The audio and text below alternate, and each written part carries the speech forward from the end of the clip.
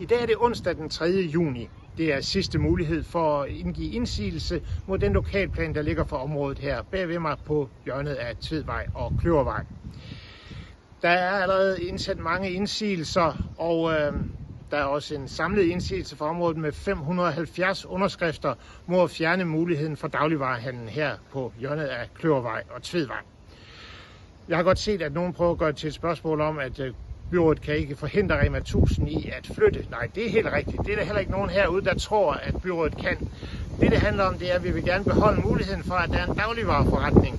Det kunne være Rema 1000, men hvis de flytter, så vil vi gerne bevare muligheden for, at der så kan komme noget andet i stedet. Det kunne være ABC lavpris eller noget andet. Så det er den mulighed, vi gerne vil bevare og forsøge at forhindre byrådet i at fjerne muligheden for, at vi kan handle i vores nærområde. Så benyt muligheden for at gøre indsigelse, hvis du ikke allerede har gjort det. Du kan følge linket lige her under videoen.